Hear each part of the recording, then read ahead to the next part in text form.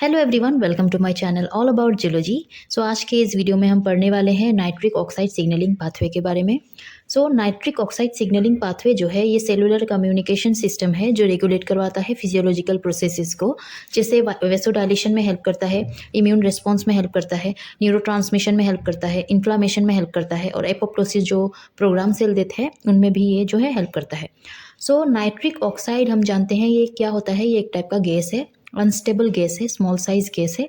ये क्या करवाता है, हेल्प करवाता है स्मूथ मसल सेल के रिलैक्सेशन में और डायलेशन में, मतलब ये वेसो डायलेशन में जो है हेल्प करता है। ठीक है, और इसका जो हम जब सिग्नलिंग पाथवे पढ़ेंगे तो ये किस तरीके से होता है, ये जो है एक्टिवेट करवाता है किसको, गुआनाइलिल साइक्लेस को। इस गुआनाइलिल साइक्लिस को जो है गुआनाइलेट साइक्लिस भी कहा जाता है, दोनों सेम ही होते हैं। ठीक है, सो यहाँ पर जो है स्मूथ मसल रिलैक्स क्यों करवाया जाता है, हमें ये भी तो जानना होगा। यहाँ पर जो है स्मूथ मसल रिलैक्सेशन हम जानते हैं, ये देखिए मैंने यहाँ पर ब्लड वेसल बनाया है। ठीक है, जो है नॉर्मली जो है ब्लड वेसल इस तरीके से होता है, इनमें जो है कॉन्ट्रैक्शन होता है, किस तरीके से ये कॉन्ट्रैक्ट करते हैं और ये जो है रिलैक्स करते हैं। सो जब ये ब्लड वेसल जो है इस तरीके से कॉन्ट्रैक्ट करते हैं, ठीक है, इस तरीके से, तो इसमें आप देख सकते हो ये नॉर्मली इस तरीके से प्रेजेंट है, बट जब ये कॉन्ट्रैक्ट करेंगे तो इस हिस्से में आप देखोगे ये क्या हो गया है कि नैरो हो गया है। ये जो ब्लड वेसल है ये नैरो हो गए हैं, मतलब क्या होगा कि यहाँ से जो भी ब्लड आएंगे इससे क्या होगा, कम मतलब कम ब्लड जो है ये यहाँ से पास होगा। ठीक है, वही जब ये रिलैक्स करेगा, जब वेसोडाइलेशन ऑकर होता है तब ब्लड वेसल जो है इस तरीके से क्या होते हैं, रिलैक्स होते हैं। इनका जो इस हिस्से को आप देख रहे हो ये जो है वाइडर हो जाता है, मतलब क्या होगा, ब्लड जो है बहुत अमाउंट में फ्लो होगा, ज़्यादा अमाउंट में ब्लड फ्लो हो सकता है। सो हमारे बॉडी के अंदर जो ब्लड वेसल है ये कॉन्ट्रैक्शन करते हैं और रिलैक्सेशन करते हैं, डायलेशन और रिलैक्सेशन। ठीक है, वेसो डायलेशन होता है इनमें। सो यहाँ पर नाइट्रिक ऑक्साइड सिग्नलिंग जो है ये करवाता है। अब इतना तो हम जान गए हैं नाइट्रिक ऑक्साइड सिग्नलिंग कहाँ पर ओकर होगा, ब्लड के वेसल में, ब्लड वेसल में। ठीक है, सो यहाँ पर ब्लड वेसल मैंने बनाया है, यहाँ पर ब्लड वेसल का जो है टीएस मैंने यहाँ पर दिखाया है, ट्रांसवर्स सेक्शन। हम देख सकते हैं ये जो आप हिस्सा देख रहे हो इसको ट्यूनिका एडवेंटिशिया कहा जाता है, और ये जो आप रेड कलर का देख रहे हो इसको फाइब्रोब्लास्ट कहा जाता है। ठीक है, फाइब्रोब्लास्ट।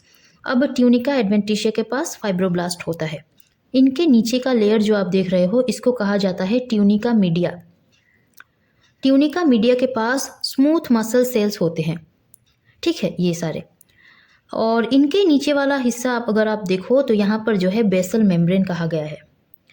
इसके नीचे वाले हिस्से को कहा गया है ट्यूनिका इंटीमा, जिनके पास एंडोथेलियल सेल्स प्रेजेंट होता है।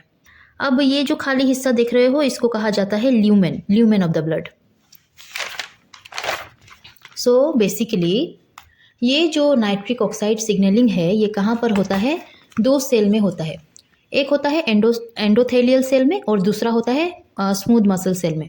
ये दोनों सेल के बीच में होते हैं। ठीक है, ये दोनों सेल में ये सिग्नलिंग जो है ओकर होता है। सो सबसे पहले हम देखते हैं एंडोथेलियल सेल में किस तरीके से होता है। देखिए, पहले जो है एंडोथेलियल सेल मैंने यहाँ पर बनाया है, ये जो है प्लाज्मा मेम्ब्रेन है एंडोथेलियल सेल का।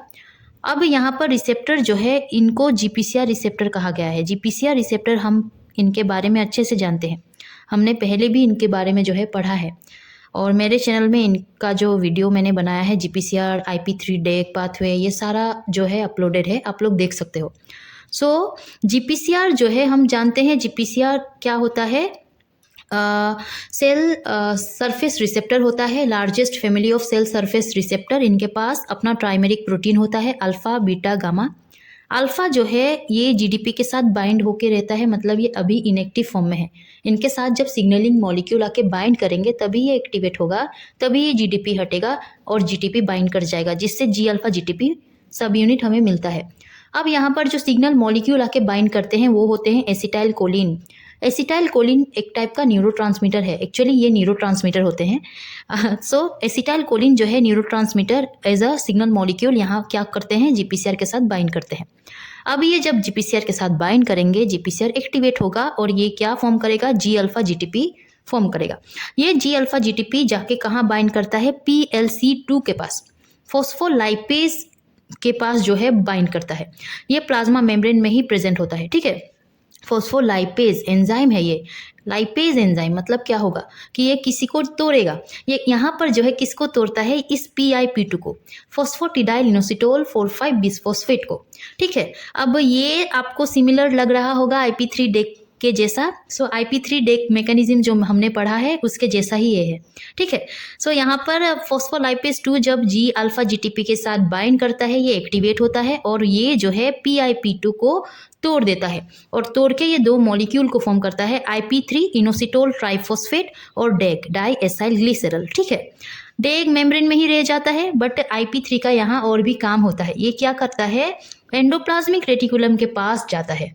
एंडोप्लाज्मिक रेटिकुलम के पास ये चैनल प्रेजेंट होते हैं जिनका नाम होता है IP3 गेटेड कैल्शियम चैनल। जब IP3 इसके साथ बाइंड करेगा इस चैनल के साथ तभी ये ओपन होंगे।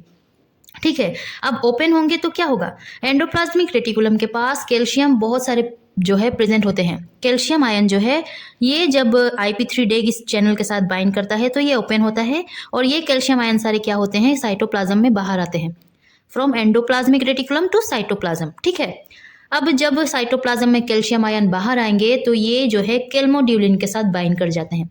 केल्मोड्यूलिन भी साइटोप्लाज्म में ही प्रेजेंट होता है, हम जानते हैं IP3 डेग में पढ़ा है। सो यहाँ पर जो है ये केल्मोड्यूलिन के साथ बाइंड करता है ये कैल्शियम। ठीक है, जब कैल्शियम जो है केल्मोड्यूलिन के साथ बाइंड करेगा तब केल्मोड्यूलिन एक्टिवेट होता है। तब ये जो एक केम काइनेज जो है, काइनेज एंजाइम, ये केम काइनेज भी आके इनके साथ बाइंड करता है। किसके साथ, केल्मोड्यूलिन के साथ। यहाँ पर जो है एक कॉम्प्लेक्स फॉर्म होता है जिसका नाम होता है कैल्शियम केल्मोड्यूलिन केम काइनेज कॉम्प्लेक्स। ठीक है, कैल्शियम केल्मोड्यूलिन केम काइनेज अपना कॉम्प्लेक्स बनाते हैं और उस कॉम्प्लेक्स के हेल्प से क्या होता है, ये एनोसिंथेज एक्टिवेट होता है। एनोसिंथेज भी साइटोप्लाज्म में ही प्रेजेंट होता है। किसके साइटोप्लाज्म में, एंडोथेलियल सेल के साइटोप्लाज्म में। ठीक है, सो इतना तो आप लोगों को थोड़ा बहुत समझ आया होगा। अब काम होता है एनोसिंथेज का। यहाँ पर नाइट्रिक ऑक्साइड एनो, ठीक है, सिंथेज एक टाइप का एंजाइम है। सिंथेज मतलब क्या है कि ये किसी को फॉर्म करेगा, किसी को बनाएगा। सो यहाँ पर एनो सिंथेज मतलब ये एनो को बनाएगा, नाइट्रिक ऑक्साइड को बनाएगा। सो ये किसी के हेल्प से ही बनाएगा, ये जो कि एक एंजाइम है। सो यहाँ पर जो है आर्जिनिन के हेल्प से जो है नाइट्रिक ऑक्साइड का फॉर्म होता है और सिट्रुलिन का फॉर्म होता है।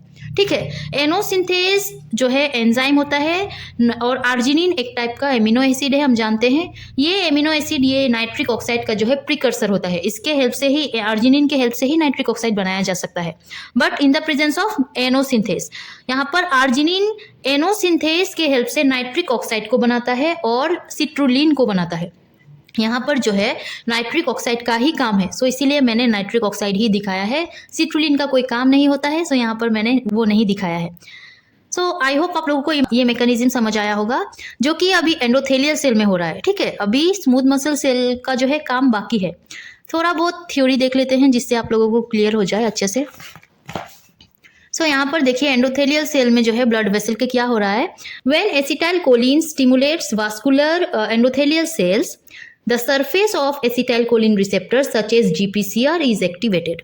GPCR will activate the phospholipase C, which catalyzes the production IP3 inositol triphosphate by dissociation of PIP2 phosphatidyl inositol 4,5 bisphosphate. Activated IP3 diffuses into the endoplasmic reticulum membrane, that means in the IP3 gated calcium channel, promoting the release of calcium ion by binding to that channel. The released calcium ion binds to calmodulin, which is present in the cytoplasm, to form calcium, calmodulin and chem kinase complex. Calcium ion calmodulin and chem kinase complex activates the enosynthase enzyme, which is also present in the cytoplasm of the endothelial cell of the blood vessel. Enosynthase, nitric oxide synthase, is a type of enzyme that synthesizes nitric oxide from arginine, which is an amino acid and a precursor of nitric oxide also. सो यहाँ पर जो है endothelial का काम खत्म होता है। अब काम जो है किस में स्टार्ट होगा, स्मूथ मसल सेल में। सो यहाँ पर स्मूथ मसल सेल भी मैंने यहाँ पर बनाया है। ये जो एनो है एंडोथेलियल सेल में फॉर्म हो चुका है। अब जो कि एनोसिंथेज जो है एनो को बना रहा है, इनका जो कंसंट्रेशन है, जो अमाउंट है वो बहुत ज़्यादा हो गया है एंडोथेलियल सेल में। सो ये फ्रीली डिफ्यूज कर जाएंगे कहाँ पर, स्मूथ मसल सेल के पास। अब ये कैसे डिफ्यूज होंगे, एनो जो है ये क्या होता है, गैस होता है, अनस्टेबल गैस, जो कि अनस्टेबल कहा गया है, एक जगह तो ये रुकेगा नहीं। सो और ये क्या कर जाता है, यहाँ से एंडोथेलियल सेल से स्मूथ मसल सेल में मतलब डिफ्यूज़ कर जाता है। और जो कि इनका अमाउंट एंडोथेलियल सेल में बहुत ज़्यादा है, सो हायर टू लोअर ये ट्रेवल करेंगे। और इनका जो है साइज़ भी बहुत छोटा होता है, सो फ्रीली ये डिफ्यूज़ कर जाते हैं। ठीक है, ये जो है एंडोथेलियल सेल से अब स्मूथ मसल सेल में पहुंच चुका है कौन, एनो।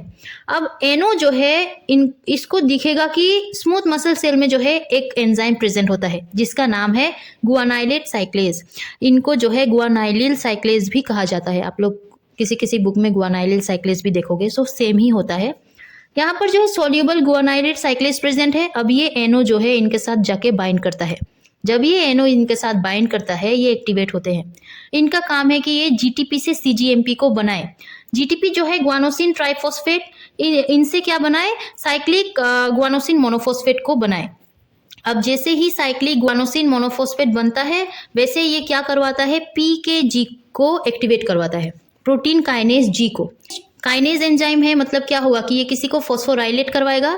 सो प्रोटीन काइनेज जी जैसे ही एक्टिवेट होता है, ये किसको फॉस्फोराइलेट करवाता है, ये मायोसिन लाइट चेन फॉस्फेटेज को फॉस्फोराइलेट करवाता है। ये मायोसिन लाइट चेन फॉस्फेटेज कहाँ पर प्रेजेंट होगा, मायोसिन के पास। मायोसिन क्या होता है, मसल का प्रोटीन होता है। उनका जो है 2 चेन होता है, हेवी चेन, लाइट चेन। सो ये पीकेजी जो है मायोसिन के लाइट चेन फॉस्फेटेज को फॉस्फोराइलेट करवाता है। फॉस्फेटेज को फॉस्फोराइलेट करवाया गया है, मतलब क्या होगा कि ये किसी और को फॉस्फोराइलेट करवा सकता है। वो डिफॉस्फोराइलेट करवाएगा, नहीं तो फॉस्फोराइलेट करवाएगा। सो यहाँ पर फॉस्फेटेज जो है ये लाइट चेन ऑफ मायोसिन को डीफॉस्फोराइलेट करवाता है।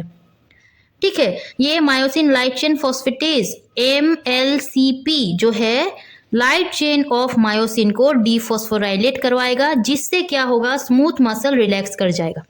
ठीक है, स्मूथ मसल रिलैक्सेशन तभी होगा जब पीकेजी इस मायोसिन लाइट चेन फॉस्फेटेज को फॉस्फोराइलेट करवाएगा और myosin light chain phosphatase light chain of myosin को डीफॉस्फोराइलेट करवाएगा, तभी ये स्मूथ मसल सेल का रिलैक्सेशन जो है क्रिएट होता है।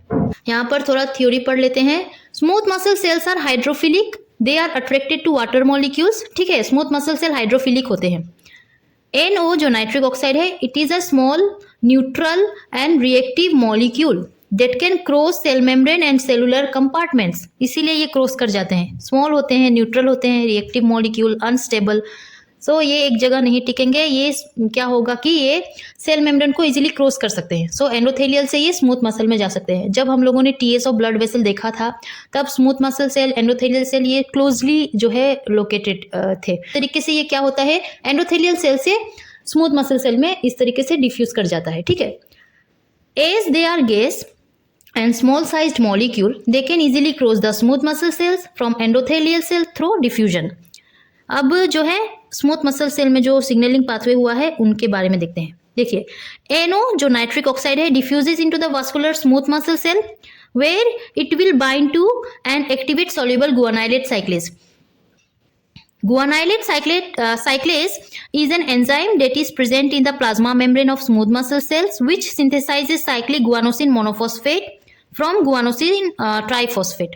GTP से CGMP को बनाएंगे। ठीक है, active soluble guanylate cyclase catalyzes the dephosphorylation of GTP to CGMP। Further, CGMP activates CGMP dependent kinase G। PKG को क्या कहा गया है, CGMP dependent kinase G। जब CGMP बनेगा तभी ये PKG को एक्टिवेट करवा सकता है। ठीक है, active PKG phosphorylates myosin light chain phosphatase MLCP। Again MLCP dephosphorylate the light chain of myosin leading to smooth muscle relaxation। सो ये बेसिकली इस तरीके से स्मूथ मसल जो है रिलैक्स करते हैं। इनका जो है पाथवे इस तरीके से होता है। Smooth muscle cell endothelial cell में होता है पहले, जहाँ पर NO बनता है, और वहीं जो है ये डिफ्यूज कर जाते हैं स्मूथ मसल सेल के पास, और वहाँ से ये क्या करवाते हैं, इसका जो है रिलैक्सेशन करवाते हैं। सो आई होप आप लोगों को ये जो NO सिग्नलिंग जो है ये आपको समझ आया होगा। अगर समझ आया हो और अच्छा लगा हो तो इस वीडियो को लाइक कीजिए। मेरे चैनल को सब्सक्राइब करना प्लीज़ मत भूलिएगा। टिल देन पढ़ते रहिए। Take care and bye bye.